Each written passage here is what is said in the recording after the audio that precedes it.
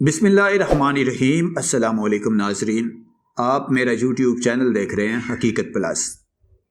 ایران نے اسرائیل کی بندرگاہ کو تباہ کرنے کا فیصلہ کر لیا ہے۔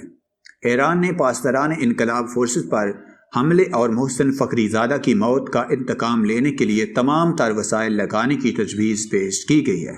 سینئر صحافی صابر شاکر نے دعویٰ کیا ہے کہ ایران اسرائیل کی بندرگاہ پر حملہ کرنے کا سوچ رہا ہے۔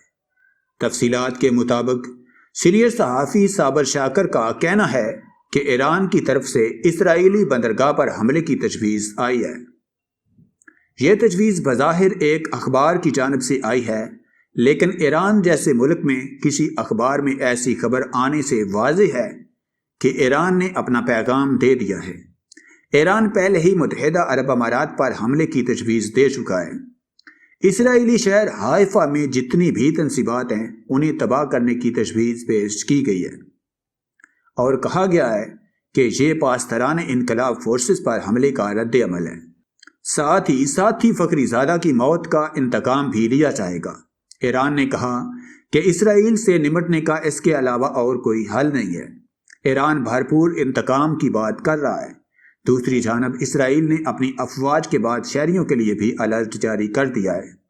صہیونی حکام کا کہنا ہے کہ یہ الرٹ ایران کی جانب سے مسلسل دھمکیوں کے بعد جاری کیے گئے ہیں۔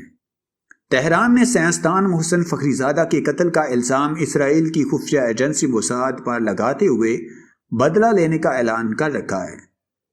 اسرائیلی وزارت خارجہ نے ایک بیان میں کہا کہ ایرانی قیادت کی طرف سے حالیہ دھمکیوں کی روشنی میں ہمیں خدشہ ہے کہ ایران اسرائیلی اہداف پر حملہ کر سکتا ہے۔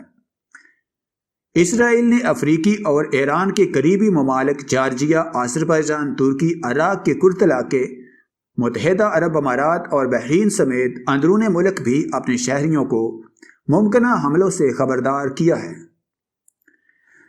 اسرائیل کی قومی سلامتی کونسل نے فرانس، جرمنی اور آسٹریا میں حال ہی میں ہونے والے حملوں کا حوالہ دیتے ہوئے کہا ہے کہ عالمی شدت پسند تنظیمیں، خاص طور پر داعش، اس طرز کے مزید دہشت گردانہ حملے کر سکتی ہے۔